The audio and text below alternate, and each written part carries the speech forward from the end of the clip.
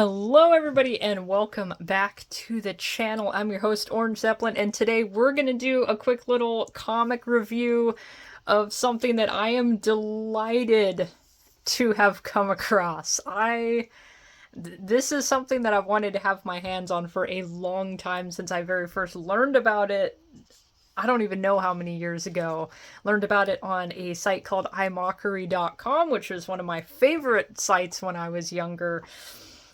Lots of comic, pop culture, nerdy goodness talk, and I learned about this comic series, which was written by the WWF wrestler Ultimate Warrior, the former wrestler, I should say, because he died of, I don't know, like a cocaine overdose or something based off of his writing. So he wrote this comic and hired, I suppose he wanted Rob Liefeld to do the art, but couldn't afford Rob Liefeld, so they got this other guy instead.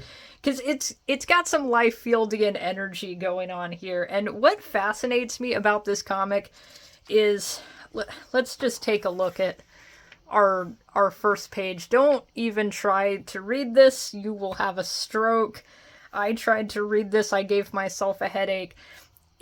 It is incomprehensible, and I've seen little snippets of this comic already from imockery.com, and just having this in my hands, which I got this for $1, by the way. It was in the $1 bin. I still think that was a little too much. I think maybe they should have paid me to take this. This is just like the ramblings of a madman. This is impossible to articulate what the story is, because there's a lot of writing and not a lot being said, but all you need to know the word Destrucity. And Destrucity means three different things. It refers to, one, the realm in which this story is taking place. It is the galaxy wherein the terrain of Testament lies. Destrucity also refers to the living of one's life in the way of the warrior according to a warrior's 8 disciplines, which are physical, beliefs, moment of mastery, attitude, commitment, association, integrity, and wisdom. And the third definition of Destrucity is the creating of a truce between one's destiny and one's reality, promising to stay true to what one is destined to be, yet accepting what is the now, one's reality. Now, if that made sense to you, I think it is already too late for you. Have gone completely mad. You're probably going to go mad just trying to deal with the graphic design of the text on this background. But we've got our boy Warrior here, and there's a lot of text and not a lot being said, but all you need to know is he's floating in this vague world, and then he has his clothing ripped off by these random guys. Who are these guys? I don't know.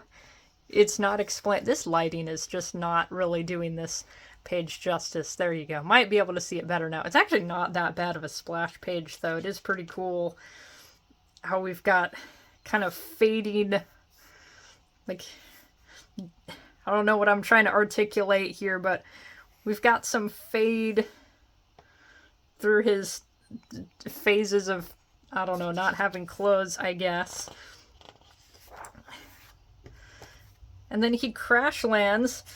I will say, well, sometimes the art, well, in terms of the line art, I feel like the line art, it's a fussy kind of line art, and I'll point out what I mean when I get a really good example. Actually, I think the cover is the best example, where there's a lot of lines, but not a lot of indication of what the hell these lines are supposed to be.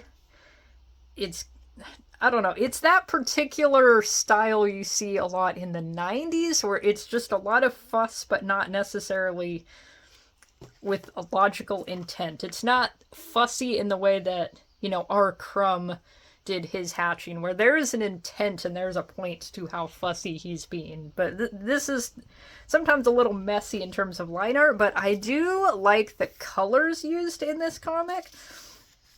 I do think the colors look really nice. There is a lot of contrast, a lot of complementary colors, where you've got like a warm and purple kind of could be a warm or cool color depending on how you want to use it. But I think color-wise it does look nice. And we have some pretty cool panel borders happening in here. So there are some really cool visuals in the comic. I just feel like sometimes the art... This has got some like old school JoJo thing going on, like in Phantom Blood, where the style... The artist hadn't like completely figured his style out, and so the characters are big to the point of being a little ridiculous. And then of course we gotta learn the definition of folked here. Warrior says it's time to get folked, which means focused. So I hope you're all nice and folked for this comic look through. And again, there's not really any point in reading what the text is, because it just doesn't... There's nothing. There's a lot of words to say absolutely nothing. He has suddenly gained a vision of that. Actually, this is something that they did in the story that was kind of neat, where they've kind of turned his mask, Warrior's wrestling face paint design, into a plot point. And I did realize they've taken the 8 points of the mask, and that kind of ties back to the Destrucity 8 disciplines of the warrior. So he's kind of worked his wrestling face paint into the lore of this comic, and I do think that was a cool thing to do. And then this guy shows up. But again, there are cool colors. Where there's like, well, yeah, cooler color tones like the blue, and that's contrasted against the yellow. So I do like the color design. That is something that I always struggle with as an artist. It's trying to make my colors not look like duty. There's actually a good atmospheric colors, or one of the things I tend to do, if you've seen my comics, you'll know that I have a tendency to just color my characters exactly the same no matter what environments they're in, and I don't always take into consideration what is the lighting in this scene. Should I be coloring things in more of a cooler or warmer palette? So it is very helpful to see when other artists actually do that well. I feel like Warrior's face is a little bit, like, slightly different in every shot. I don't know.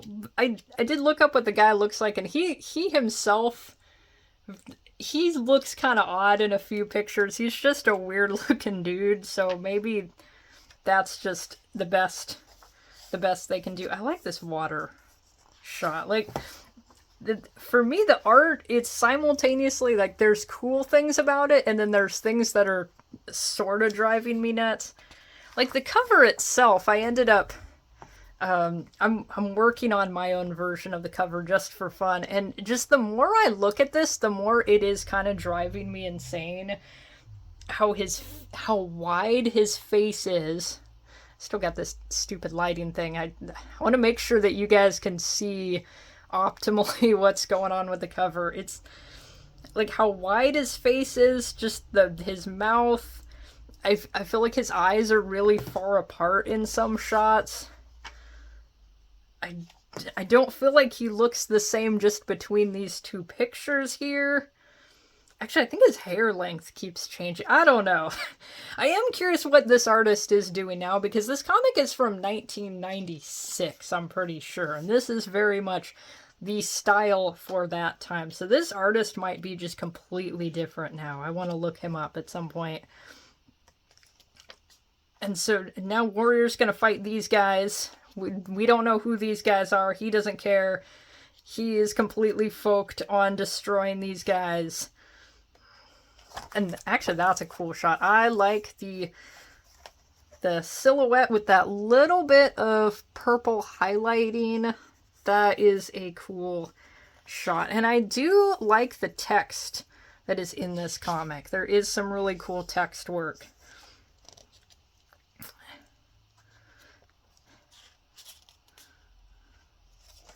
And I like this panel also, the close-up on his face. It's like, simultaneously, there are things that are cool about this comic. It's just the story is insane, and it is written by Warrior himself. I don't know how much cocaine he did when he was writing the comic, but I think it was too much. And I also, back to the text, I like the wham as the background almost of this panel. That is just a cool design. These guys just disappear, Power Rangers style. And then Warrior, like, scratches the Warrior symbol into that guy's back, I think, and now the blood has turned into ribbons, and he has transformed into his Super Warrior self.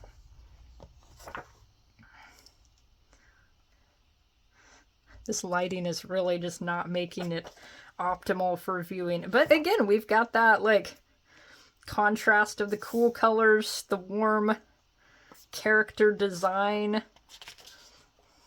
But then actually, I also like these city scenes. Anybody that can draw a building that doesn't look terrible, I have respect for them, because I sure can't. If you guys have seen my buildings, you know, oh dear, I can't draw buildings. You see the Warrior, this is just all happening in his head. The real Ultimate Warrior, he is in a coma.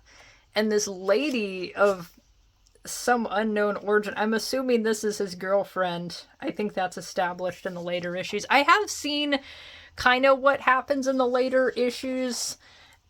I don't really know if I could explain to you what the plot of this comic is. But I do kind of know where this comic goes. And then this guy, that's a cool shot. But this guy, I don't think we ever see him again. I'm pretty sure you never, ever... This guy never graces the pages of the Warrior series ever again. We don't know what this guy's deal is. He's kind of just a cool guy that shows up. And that is where issue 1 ends. We now have this magnificent text wall from Warrior himself. I would not recommend trying to read this. You will give yourself a headache. I had a headache trying to read it. But this is the words of WWF wrestler Ultimate Warrior. He did have a blog at some point when he was still with us where he ranted about, I don't know, gay people destroying America or something, which is a little ironic because...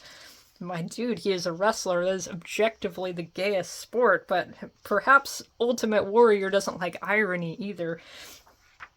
And then there's this story that kind of just is tacked on, all in black and white. I don't know if this is... I'm assuming it is the same artist as who... I don't see any reason why it wouldn't be the same artist. It just, the style looks quite a bit different when it's not colored in. I did learn that Warrior University, this was an actual thing. Ultimate Warrior did run a wrestling school for a brief period of time that was called Warrior University. He has the audacity here to describe this as an institution of higher learning, which I'm not sure I would personally use that to describe a wrestling school, but again, I'm not knowledgeable on wrestling, so maybe I just need to educate myself on how wrestling could be higher learning. And then this lady's life sucks, and she's having a terrible time, but then the Ultimate Warrior kind of just shows up when she's sleeping and I guess stabs her? And then that fills her with determination, or fills her with something. She's been filled with something, I don't know. And she decides to go to Warrior University, I guess. She is going to become a pro wrestler and get her life in order, and I think that's very badass of her, assuming that's what the story is. I actually, when reading the review of this online, I don't remember seeing this whole little section, so this I just hadn't seen before. We have some more text roll, but this time it is from Jim Callahan, the artist, and I actually did like what he had to say, because he said some things that I think are very relevant to the comic industry now, and he's basically saying, like, let's make comics that are just fun and that it's more like considering what the fans want. We're going to do something fun. We're going to do something that rekindles that feeling. He describes being when you're a kid, put the little blanket around your neck and try to fly out the window and almost die. But just comics that are fun and make you feel good and make you feel like you yourself are powerful. And so I like what he had to say there. And then I'm very, very curious about this Warrior workout. So these are all the goodies, all the Warrior merch that you could get, or you could get as of 1996. I want to know what this Warrior workout tape is. It is the first of its kind in the world. We got a workout / motivation / entertainment exercise video, because Lord knows nothing like that has ever existed before. We can call that phone number and see where the Warrior is now. I believe that is now kind of a philosophical question at this point. I believe he has, as of 2014, he has ascended to the Destrucity plane for good. We can get all of this Warrior merch. You can get all these fantastic posters. And then we've got this testimonial. Actually, somebody known as Arnold S. Kind of wondering. Arnold S. I only can think of one Arnold S., but I think he's too cool for this Warrior comic. But I just think this is a great quote. So, Warrior shows no prejudice. It kicks everything from skinny butt to big, fat, chewy ass. Intensely awesome. So, that's fantastic. And we have a little more of our text wall. And the Warrior promises he can take us somewhere, but he can't. Our return, he can't guarantee. I don't know where he's taking us. He is taking us to the Destrucity plane, perhaps. Created by destiny, bonded by belief. So yeah, I was delighted to find this. This is something that I've known about for a long time. I've been morbidly fascinated by.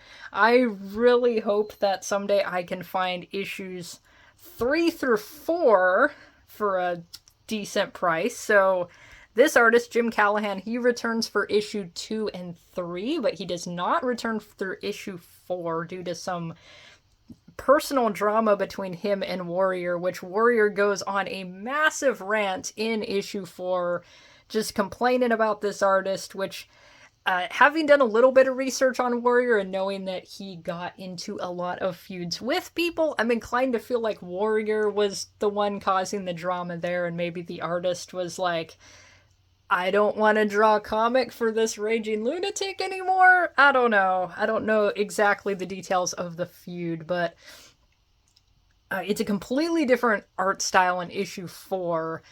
Actually, I think, if I remember correctly, it was an all black and white issue also. And then there is an issue 5, which is a Christmas special, and is in some ways even more bonkers, even though it's just a bunch of pin-up images and not any text. So you don't have to listen to the deranged rambling, but it's just the fact that it's this guy and Christmas combined. I think that on its own ramps up the insanity, which I will be sharing the Christmas special. I'll be sharing some scans I found of the Christmas special, that is, in a later episode, in a more seasonal time. But for now, I'm just happy that I have the first issue in my hands. So I hope you guys enjoyed going on this journey with me, this journey to the Destrucity plane, and I will be back very soon with more comic reviews.